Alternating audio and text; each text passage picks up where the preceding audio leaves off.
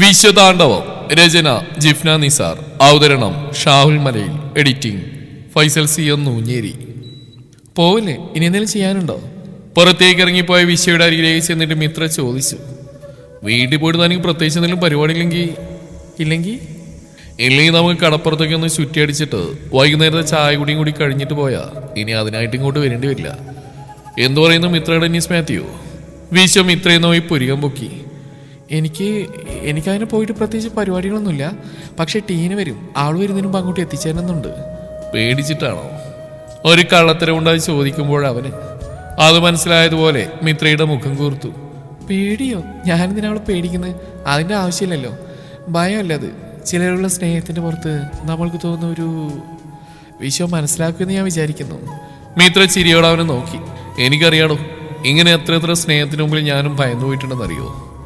തീരുമാനങ്ങളോ അവകാശങ്ങളോ ആവശ്യങ്ങളോ അടിയറ വെച്ചിട്ടുണ്ട്. അതുകൊണ്ട് ഇയാളാ പറഞ്ഞ കൂട്ടുകാരിയുള്ള സ്നേഹവും അതിനെ തുടർന്നുള്ള ഭയമില്ല എനിക്ക് മനസ്സിലാവും. വീശോ കണ്ണടച്ച് കാണിച്ചു.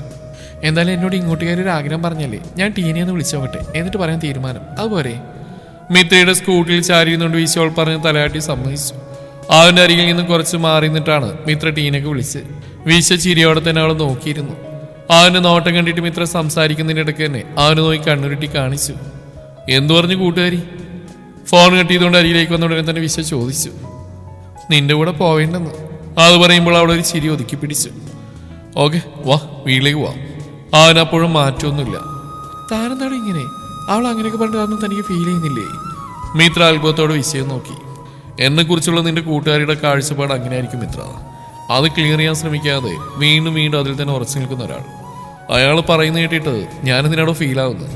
നമ്മളെക്കുറിച്ച് നമ്മൾക്കൊരു വിശ്വാസം ഉണ്ടായാൽ മതി എന്നാ എൻ്റെ പോളിസി. കൊള്ളാം, നല്ല പോളിസി തന്നെ.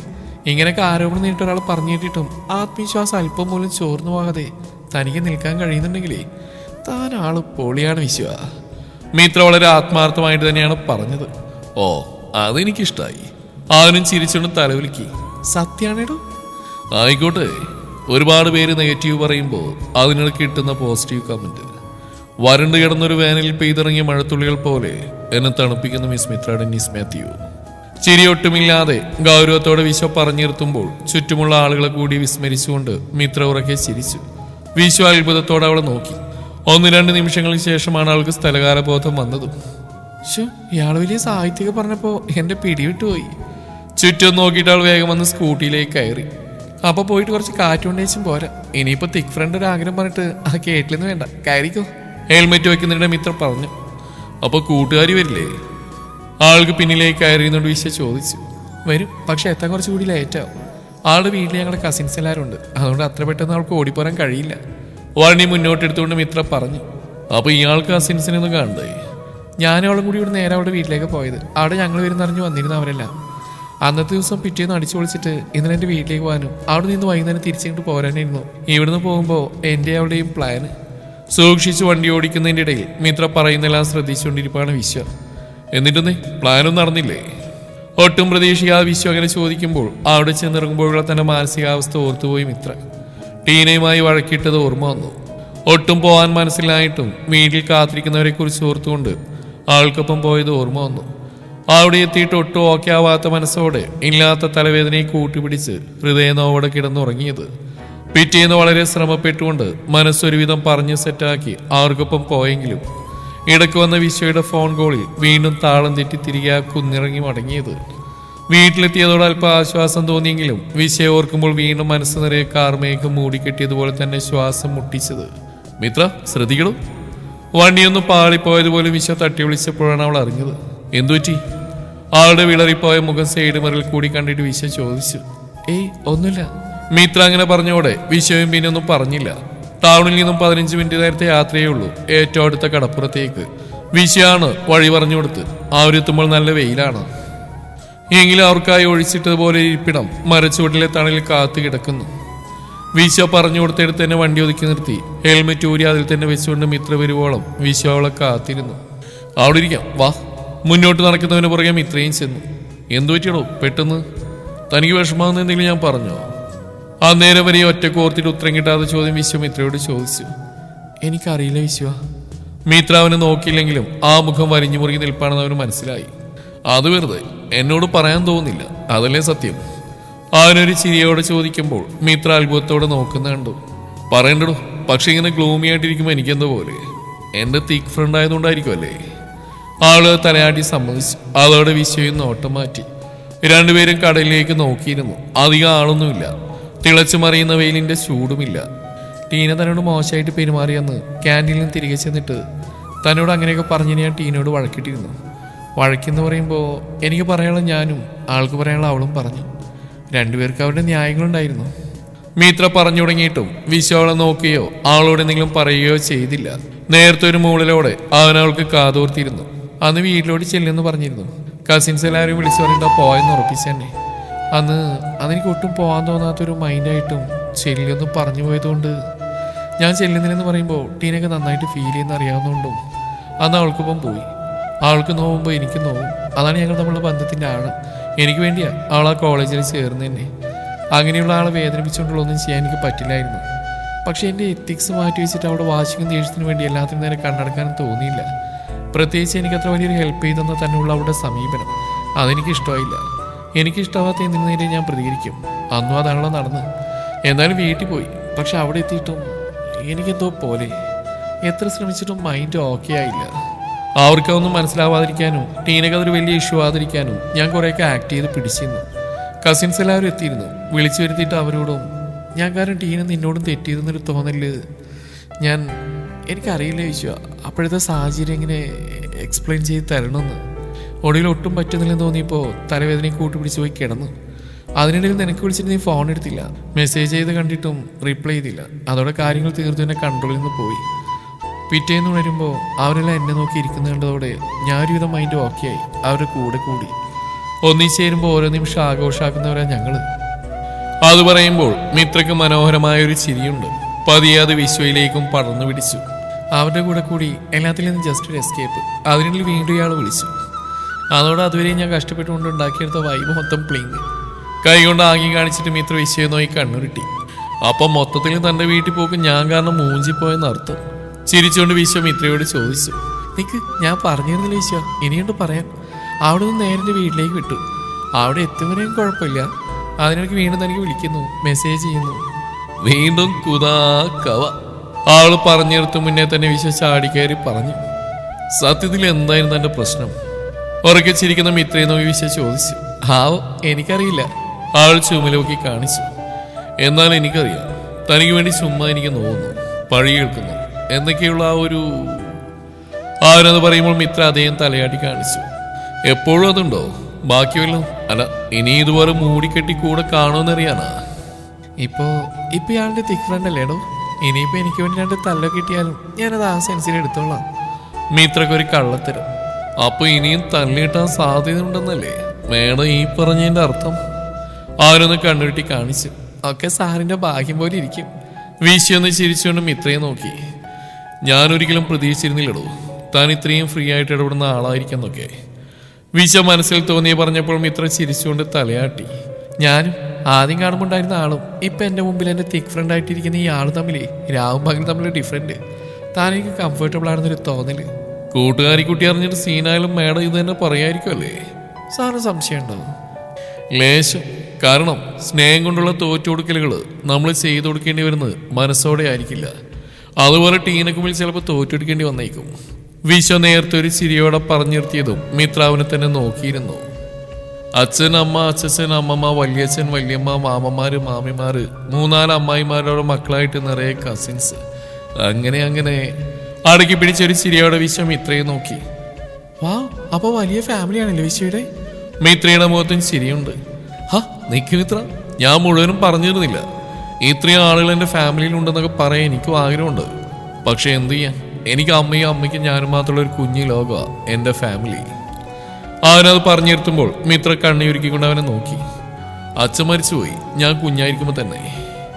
പിന്നീട് അങ്ങോട്ട് പറയുമ്പോൾ അവനിൽ ആ ചിരിയില്ല. അതോടെ മിത്രയുടെ മുഖവും മങ്ങി. എങ്കിലും അവൾ ആകാംക്ഷയോടെ അവന് വേണ്ടി കാതോർത്തു. വിശ്വയുടെ ഫാമിലിയൊക്കെ എന്നുള്ള മിത്രയുടെ ചോദ്യത്തിനുള്ള ഉത്തരമാണ് അവൻ പറയുന്നത്. തനിക്കത് പറയാൻ താല്പര്യമില്ലെന്ന് മിത്രയ്ക്ക് തോന്നരുതെന്നുണ്ടെങ്കിലും അവളോട് ഓരോ വാക്ക് പറയുമ്പോഴും അവൻ അങ്ങേയറ്റം സൂക്ഷിച്ചാണ് പറയുന്നത്. ആരൊക്കെയോ പറഞ്ഞറിഞ്ഞ കഥയാണ് കേട്ടോ ഞാൻ. സാധാരണ നമ്മൾ കേട്ട് ശീലിച്ച അല്ലെങ്കിൽ കേട്ടുമടുത്തൊരു കഥ തന്നെയാണ് അമ്മയുടെ അച്ഛൻ്റെയും പ്രണയത്തിനും പറയാനുള്ളത്.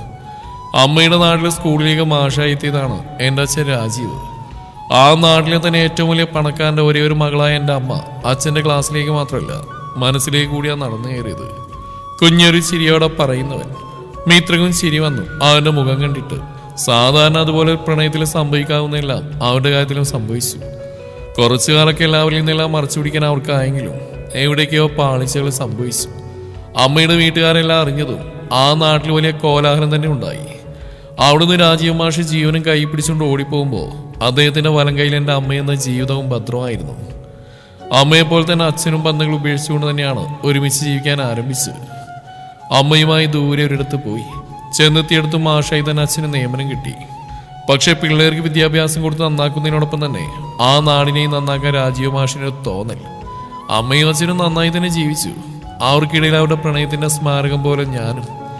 വലിയ കുഴപ്പങ്ങളൊന്നുമില്ലാതെ നാട്ടിലും നാട്ടുകാർക്കും പ്രിയപ്പെട്ടവനായ രാജീവ് മാഷ് വേറെ ആർക്കൊക്കെയോ കണ്ണിലെ കരടായിരുന്നു. അന്നും അമ്മ അച്ഛൻ ഒരുപാട് തടഞ്ഞിട്ടുണ്ടെന്നും അതൊന്നും കേൾക്കാതെ അച്ഛൻ നാട്ടുകാർക്ക് വേണ്ടി ഇറങ്ങി പുറപ്പെട്ടിട്ട് സ്വന്തം ജീവൻ പോയെന്നും വളരെ ചെറുപ്പത്തിൽ തന്നെ എൻ്റെ അമ്മ വിധവയായി എന്നൊക്കെയുള്ള കഥകൾ കേട്ടുകൊണ്ടാണ് ഞാൻ വളർന്നിട്ടുള്ളത്. വിശ്വം ഇത്രയും നോക്കിയൊന്ന് ശ്വാസമെടുത്തു.